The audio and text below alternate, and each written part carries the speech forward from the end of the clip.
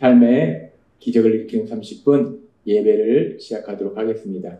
하나님께서 오늘 우리에게 주신 말씀은 요한복음 19장 17절에서 25절까지 말씀입니다. 이 말씀 제가 봉독하도록 하겠습니다. 그들이 예수를 맡음에 예수께서 자기의 십자가를 지시고 해골, 히브리 말로 골고다이라 하는 곳에 나가시니 그들이 거기서 예수를 십자가에 못 박을새 다른 두 사람도 그와 함께 좌우편에 못 박으니 예수는 가운데 있더라. 빌라도가 패를 써서 십자가 위에 붙이니 나사렛 예수 유대인의 왕이라 기록되었더라. 예수께서 못 박히신 곳이 성에서 가까운 고로 많은 유대인이 이 패를 읽는데 히브리와 로마와 헬라 말로 기록되었더라. 유대인의 대제사장들이 빌라도에게 이르되 유대인의 왕이라 쓰지 말고 자칭 유대인의 왕이라 쓰라 하니 빌라도가 대답하되 내가 쓸 것을 썼다 하니라. 군인들이 예수를 십자가에 못 박고 그의 옷을 취하여 네 깃에 나누어 각각 한 깃씩 얻고 속옷도 취하니 이 속옷은 호지 아니하고 위에서부터 통으로 짠 것이라. 군인들이 서로 말하되 이것을 찢지 말고 누가 얻나 제비 뽑자 하니 이는 성경에 그들이 내 옷을 나누고 내 옷을 제비 뽑나이다 한 것을 응하게 하려 함이로라. 군인들은 이런 일을 하고 예수의 십자가 곁에는 그 어머니와 이모와 글로바의 아내 마리아와 막달라 마리아가 섰는지라. 아멘. 오늘도 이 시간 우리 사랑하신 하나님 우리에게 말씀하실 때 하나님의 말씀을 듣기 전에 잠시 기도하는 시간 갖도록 하겠습니다. 하나님 아버지, 어제도 주일에 저희에게 말씀하여 주시고 오늘도 이렇게 저희를 만나셔서 저희에게 말씀하여 주시니 감사합니다. 하나님 아버지, 저희가 하나님의 아들과 딸이라는 놀라운 신분으로 이 땅을 살아가지만 그럼에도 불구하고 저희는 여전히 연약하고 이 세상은 악합니다. 그래서 저희가 이 땅을 살아가는 것이 쉽지 않습니다.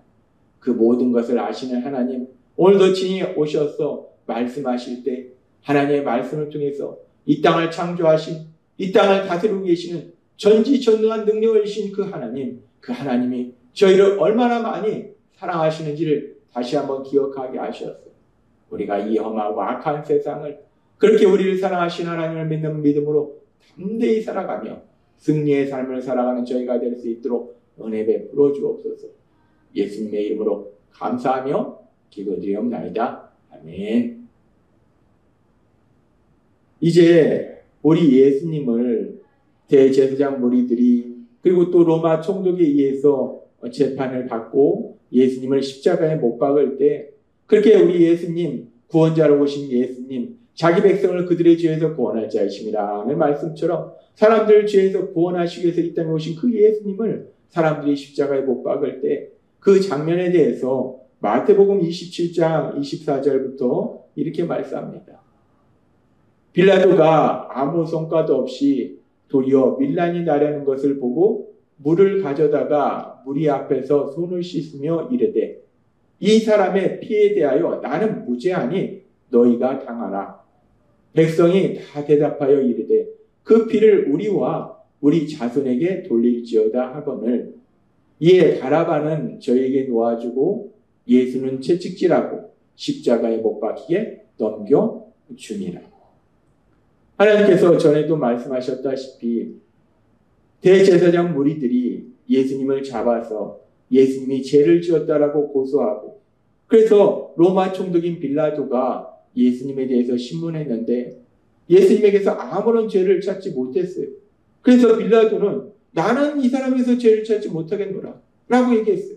그렇게 빌라도가 몇 번이나 거듭거듭 이 사람은 죄가 없다 라고 말함에도 불구하고 그들이 강력하게 예수님을 십자가에 못 박을 걸 요구하자 빌라도는 결국은 예수님이 죄가 없음을 알면서도 아무런 죄가 없음을 알면서도 폭동이 일어날까 두려워서 즉 자기의 권력 유지에 해가 될까 두려워서 그 예수님을 결국 십자가에 못 박는다는 거예요. 그래서 지금 말씀처럼 나는 이 사람이 아무 죄가 없는 걸 아는데 근데 너네가 십자가에 못 박으라니까 내가 십자가에 못 박는다. 근데 나는 이 사람 죄가 없는 이 사람을 십자가에 못 박은 거에 대해서 나는 아무런 죄가 없다. 나는 아무런 책임이 없다라고 얘기하는 거예요. 나는 이 피해에 대해서 아무런 책임이 없다라고 얘기하는 거예요. 그러니까 유대인들이 우리가 책임지겠다라고 얘기하는 거예요. 참 슬픈 장면입니다. 아무튼 그렇게 우리 예수님을 십자가에 못 박는 이 장면 속에서 빌라도는 얘기하는 거예요. 다시 한번 얘기하는 거예요. 이 사람이 죄가 없는 걸 내가 알기 때문에 이 사람을 십자가에 못 박기는 하는데 근데 이 사람을 십자가에 못 박은 거에 대해서 난 책임 못 지겠다 라고 얘기를 하더라는 거예요. 그러면서 요한복음 19장 17절은 이렇게 말씀합니다. 그들이 예수를 맡음에 예수께서 자기의 십자가를 지시고 해골, 히브리 말로 골고다이라 하는 곳에 나가십니다. 이제 빌라도가 예수님이 죄가 없는 것을 분명히 아는데 그런데 워낙 대제사장 무리들이 강력하게 요구하니까 그 대제사장 무리들의 충동에 의해서 유대인들이 강력하게 요구하니까 예수님을 결국 십자가에 처한다는 거예요. 그래서 예수님이 십자가 형벌을 받으러 가시는데 그래서 지금 이 말씀해 보니까 예수님은 십자가 형벌을 받으시기 위해서 나아가시면서 자신의 십자가, 자기를 못 박을 그 십자가를 지고 가시는 이 장면에 대해서 말씀해요. 자기 십자가를 지시고 골고다 언덕으로 가시는 우리 예수님. 그런데 이 십자가는 이 십자가 형벌은 우리가 알다시피 그 당시 로마 시대에 가장 흉악한 범죄자에게 내리는 가장 무서운 형벌이 이 십자가 형벌. 그러니까 십자가 형벌을 받는다. 가장 나쁜 죄를 졌다는 거예요. 십자가 형벌은 따라서 수치의 상징이에요. 그런데 우리 예수님은 아무런 죄도 짓지 않았어요. 아무런 죄도 짓지 않았음에도 불구하고 우리 예수님이 십자가를 지고 하시는 거예요. 근데 여기서 말씀하는 십자가는 단순히 그 나무 십자가를 의미하는 것이 아니라 우리 예수님, 죄를 지은 우리가 받아야 될 그 형벌을 대신 받으시는 예수님의 형벌대소, 그 형벌대속의 사역, 그 사역을 의미한다라고 볼 수 있다. 예수님이 자기 십자가를 지고 예수님이 이게 주신 그 사명, 우리를 죄에서 구원하신 그 사명, 그 사명을 위해서 우리가 받아야 될 죄 형벌 대신 짊어진 형벌대속, 그 형벌대속의 죽으심, 그 형벌대속의 죽으심을 향해서 한 걸음 한 걸음 나아가시더라는 거예요. 그래서 빌립보서 2장 8절은 이렇게 말씀합니다. 사람의 모양으로 나타나사 자기를 낮추시고 죽기까지 복종하셨으니 곧 십자가에 죽으십니다. 하나님이신 예수님 피조물인 인간의 몸으로 이 땅에 오셨어요. 사람의 몸으로 오셨어요. 사람의 모양으로 나타나셨어요. 그리고 그 예수님은 자기를 낮추시는데 어디까지 낮추시는가? 죽기까지 복종하셨으니 곧 십자가에 죽으십니다. 하나님 아버지의 뜻이 우리 예수님의 십자가 형벌 대속의 죽으심을 통해서 죄인 우리를 죄에서 구원하시는 것이 하나님의 뜻이기에 그래서 그 하나님 아버지의 뜻에 복종하여 우리 예수님 죽기까지 복종하셨다라고 말씀합니다. 우리 예수님의 그 십자가 죽으심은 죄를 지은 우리가 받아야 될 그 죄형을 대신 받으시는 형벌대속, 형벌대속의 죽으신 거예요. 그렇게 우리 예수님이 그 형벌대속의 죽으심을 위해서 자신의 십자가를 지고 한 걸음 한 걸음 나아가시고 그리고 그렇게 우리 예수님이 그 죽음을 향해서 나아가실 때 요한복음 19장 18절은 이렇게 말씀합니다. 그들이 거기서 예수를 십자가에 못 박을 때 다른 두 사람도 그와 함께 좌우편에 박으니 예수는 가운데 있더라. 결국 우리 예수님 십자가에 못 박는 이 장면에 대해서 성경은 말씀합니다. 아무런 죄도 없는 빌라도도 분명하게 죄가 없다. 나는 아무런 죄도 찾을 수 없다. 라고 얘기했음에도 불구하고 우리 예수님이 결국 십자가에 못 박히신다는 거예요. 그렇게 우리 예수님이 십자가에 못 박히셔서 죽음을 향해서 나아가실 때에 로마 군인들, 그들을 십자가에 못 박은 로마 군인들은 무엇을 하고 있었는가? 성경은 이렇게 말씀합니다. 로마 군인들은 예수님의 옷을 나눠 가졌다는 거예요. 그리고 또 예수님의 속옷을 제비 뽑아서 나눠 가졌다는 거예요. 그런데 이 부분에 대해서 시편 22장 18절은 이렇게 말씀합니다. 내 겉옷을 나누며 속옷을 제비 뽑나이다. 하나님은 창세기로부터 구원자, 메시아를 보내주실 것을 계속 성경의 말씀을 통해서 말씀하셨어요. 그리고 그 말씀 그대로 이제 구원자이신 예수님이 오셨어요.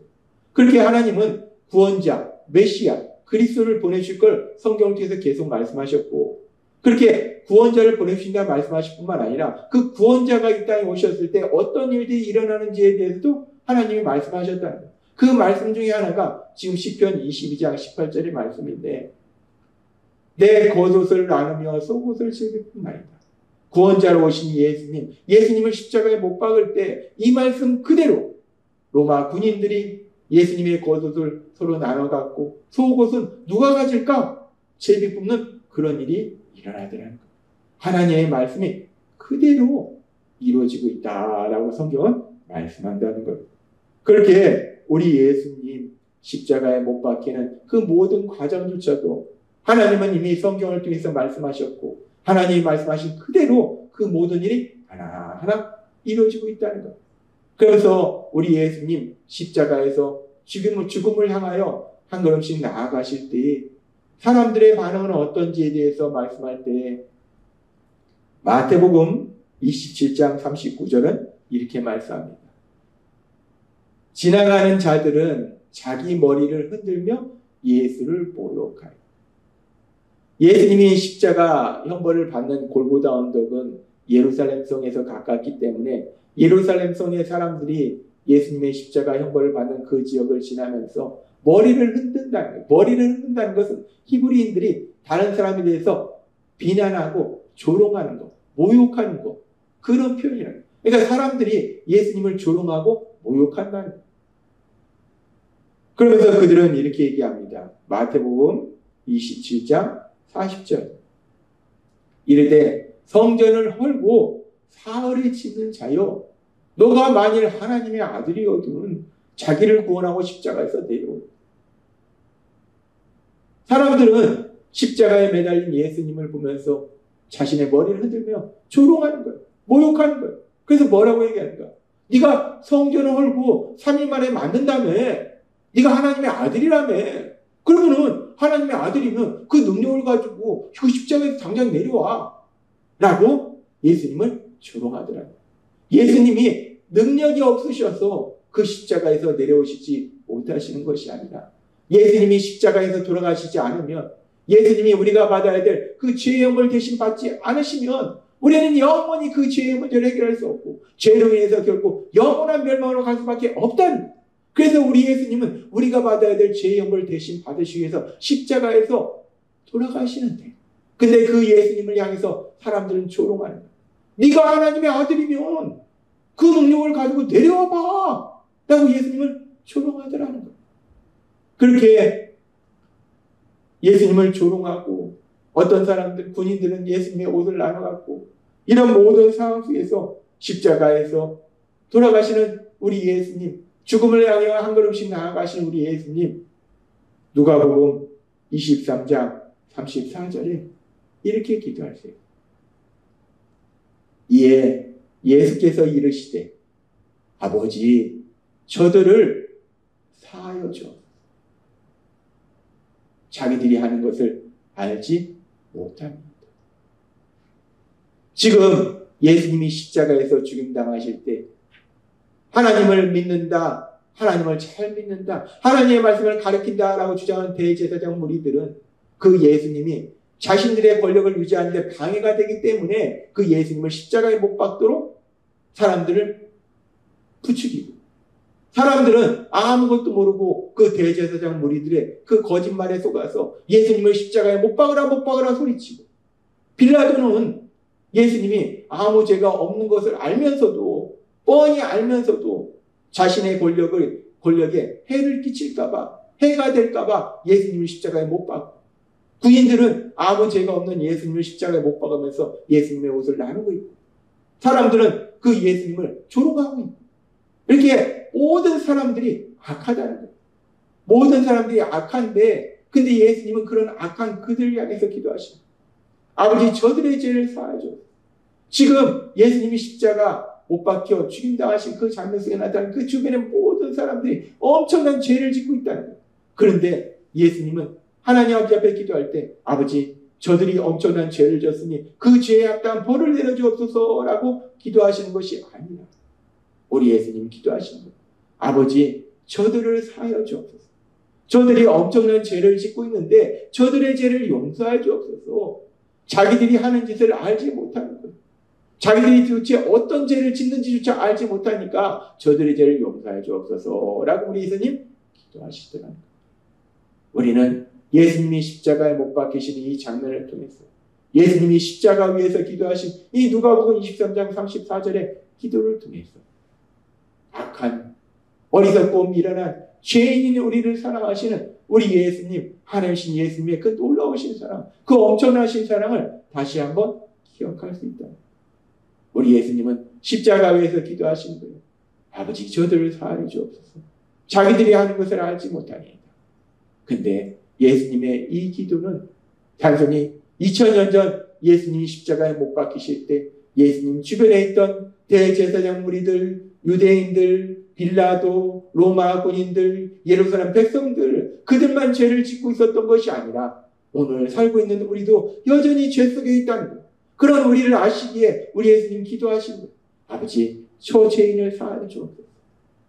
오늘 살고 있는 우리를 용서해 주옵소서라고 기도하신 것. 우리가 죄를 짓는 삶을 살고 영원한 멸망으로 갈 수밖에 없는 것을 아시기에 저들을 용서해 주옵소서. 자기 하는 것을 알지 못하니이다 라고 기도하시더라고요. 그렇게 기도하시고 우리 예수님 우리가 받아야 될 죄업을 대신 받으시고 십자가에 돌아가시는 데에서 이제 우리가 그 예수님을 구주와 주님을 믿으면 죄사함 받고 하나님의 아들과 딸되는 놀라운 복을 누리게 된다. 우리는 오늘 말씀을 통해서 특별히 우리 예수님의 누가복음 23장 34절의 기도를 통해서 아버지 저들을 사하여 주옵소서. 자기 하는 것을 알지 못하니이다 라는 이 기도를 통해서 어리석고 미련하고 악한 우리를 사랑하시는 하나님 예수님, 그 예수님의 하나님의 사랑, 그 사랑을 다시 한번 기억하고 그 사랑 안에 거함으로 인해서 우리 예수님이 우리에게 주신 죄상, 하나님의 아들이라는 놀라운 권세, 하나님 나라의 그 놀라운 삶을 사는 여러분이 되시길 주님의 이름으로 축원합니다. 기도하겠습니다. 하나님 아버지 감사합니다. 오늘도 주신 말씀처럼 어리석고 미련하고 악한 저희를 불쌍히 여기시는 예수님, 아버지 저들을 사하여 주옵소서. 자기 하는 것을 알지 못하니이다 말씀하시고 우리 모두가 받아야 될 죄업을 대신 받으시고 십자가에 돌아가신 예수님, 그 예수님의 하나님 사랑, 그 사랑을 다시 한번 기억하고 그 사랑을 믿음으로 인해서 담대히 세상을 살아가는 저희가 될 수 있도록 은혜 베풀어 주옵소서. 예수님의 이름으로 감사하며 기도드리옵나이다. 아멘. 이 시간도 우리 사랑하신 하나님, 그 하나님 우리에게 주신 말씀을 묵상하면서 조용히 기도하는 시간 갖도록 하겠습니다.